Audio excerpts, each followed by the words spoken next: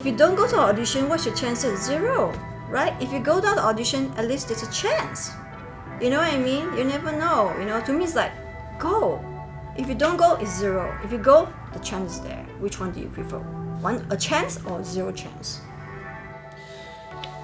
Okay, and today's video is for aspiring actresses, people who wants to go into the acting scene, doesn't know how to, what to look out for, what does it take to survive as an actress, and how do you remain relevant. I'm very lucky and humbled to have worked with this local actress.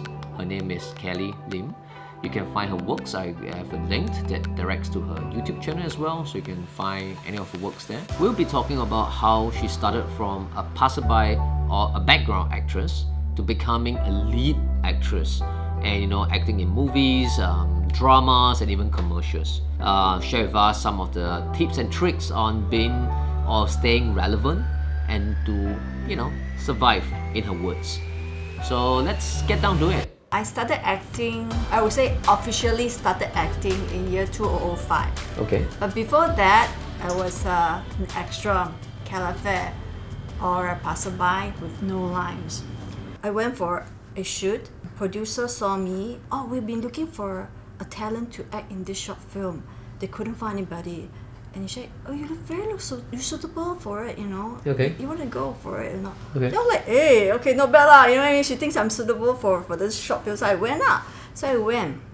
And there was a short film directed by Anthony Chen. Okay.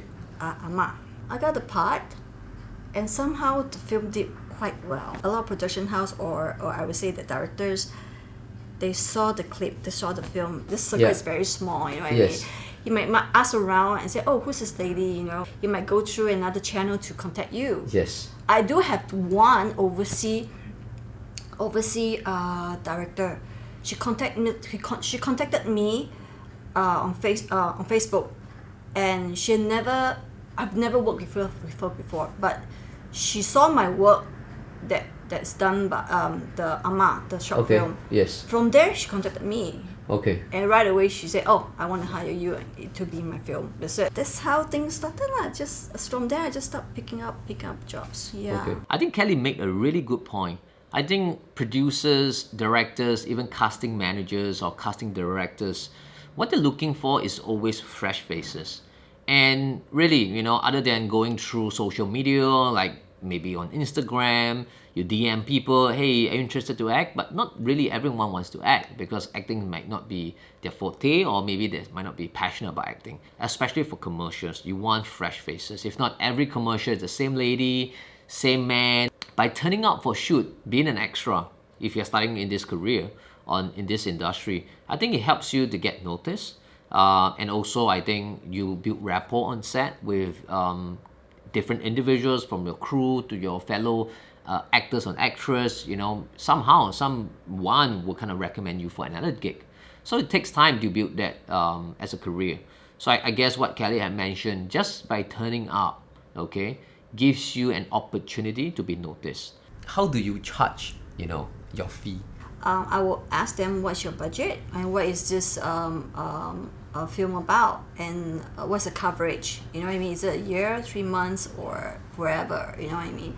Always negotiate with the production house to reach a number, a fee that both of you, the talents and the production house, they are comfortable. Okay. To me, it's like 不要狮子开大口. Yeah. You know what I mean? If you raise up your price very high or this high, there's a lot of people who really take up your role. So from the director's head, as a creative, if I do see an actress that I really like or an actor that I really like, we'll definitely push for it. Like what Kelly had mentioned, it's really hitting that sweet spot where both are willing to compromise. If you don't get someone you like, if you don't get someone that will suit the role of the character, and it will eat up the production time, and time is money in this case.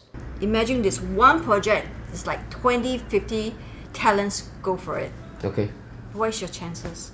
Okay. 1 out of 50, right? So we only get paid when we have jobs. Another thing is payment. Some production house take 3 months to pay us. Okay. And they forget that we have bills to pay, we have living Expenses. expenses, you know what I mean? So I think in the local context, like in Singapore, I think actresses or even actors or even talents really depends if they have an agency that represent them. But a lot of streetcars, a lot of artists or actors or actresses, they are actually representing themselves. They don't have a manager. That's a little bit of a disadvantage on them. But it's how they negotiate a contract. So contracts is extremely important. The contract will state what's the payment terms like, what's the duration, when do they need to pay you. Just advising out there, if you are starting out, try not to be too calculative. I think you need to build up your reel. You can add something along the line of like, you're gonna pay me a percentage first to secure me for the job. And then the rest I'll be paid in 30 days time. But at least having a contract helps to protect both parties. If you're a newbie and you don't have the experience and you lack of this and that, and you expect them to pay you high? I mean, highly, and I don't think so. I think you should study it somewhere low and learn something. I started as extra with no pay. Yeah. I learned from there. Okay. At least you know what's filming about. At least you know what this all about. How does camera work? How's the light? What the lights work? What's the term of CU? What is the MCU? You have to know the term. When you're on set, observe and learn. And you'll never know. Somebody might be watching you say, "Hey, that new girl, not bad. Give her a chance." You never know, And I think a student film is the very beginning steps if you want to be an actor or actresses. Okay. Because students they're learning. Yep. And you as a newcomer also learning. So work together, learn from each one another.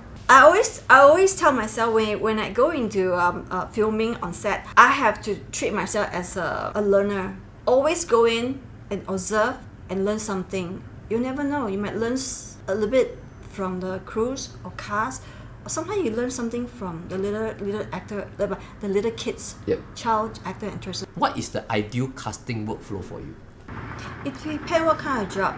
Drama, you can just go back to my drama past film work. Like commercial, yes, I would go for casting audition for commercial. Because commercial is only 30 seconds. They want the right talents to express it within 30 seconds. They wanted the expression like at the dot. You know what I mean? Yep. So you need to go for like auditions. You never know the look, the X factor, the sound also. Sometimes they need to hear your voice. Okay. Your voice sounds so cartoon, they won't take you. Okay. Yeah, your voice. Sometimes they need you to smile also. Okay. The smile it's just commercial is different from drama. I want to talk about casting. I think other than showing a personality, I think personality is important because you don't want to turn up late because you'll be judged if you turn up late even for casting. So what does it say about this person if they might turn up late for shoot? So all these little details or little things, it's all been observed. So it's like turning up for a job interview. We don't just necessarily look out for the acting skills, but whether the feeling is right, whether you could connect with the actors or actress. Because a lot of times, actors and actresses or even newcomers, they might feel very vulnerable, they might feel a bit nervous, they might not perform in the fullest during audition or casting. In my perspective, there's no bad acting, there's only bad directing. So it's just how you actually direct them. But of course, I'm talking in the perspective of newcomers, they need to be given second chance. So by turning up for audition, it increases your chance of some redemptions because whoever is doing the casting or the audition with you might help you out to look out for things. I personally, I would go down. I prefer to go down because you do have a right lighting. Not using handphone. Handphone audition, self audition is lighting is bad. The voice is bad, and then you might not have the right background for it. You know what I mean? So I usually do when they call me up and come down for an audition, I will go because I need to know the company. What kind of job they have done. Are they trustworthy?